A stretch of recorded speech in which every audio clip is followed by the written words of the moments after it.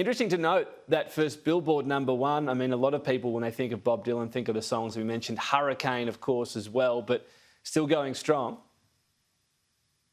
Yeah, I mean, it's a little bit deceiving because a #1 record in 2020 is a lot different than when like Aerosmith and Led Zeppelin were putting out records in the 70s. I mean, just people buy fewer records, but there's no question.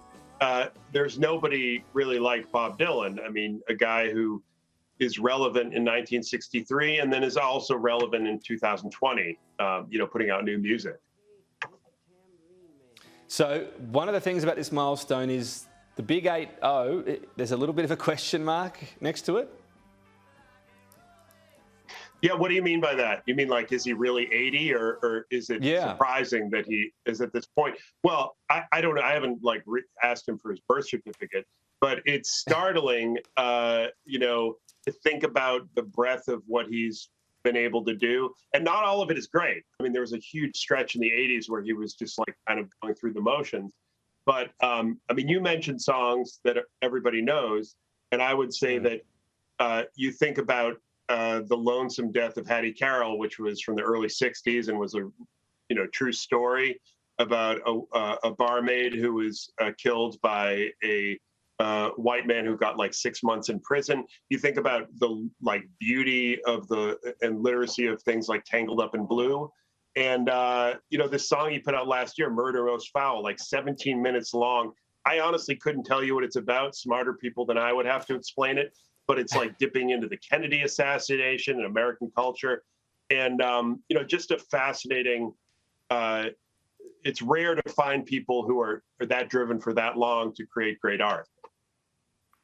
Yeah, and it's a good point. And when we go back to, I mean, I'd never heard of Reuben Carter before hearing that song as a youngster, and it makes you look into it. The way he got that activism streak, that search for justice, and used his music to try to get that across.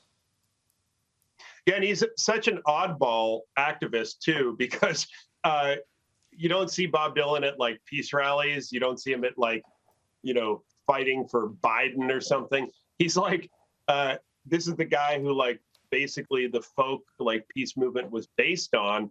And then by the time you got into the late 60s, he wouldn't do anything predictable. And he's kind of one of his heroes was Merle Haggard. And you couldn't really tell how he voted.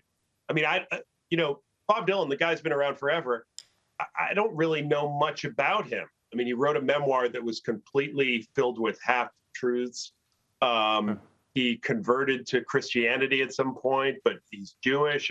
I don't know much about him as a real person. I just know about that music.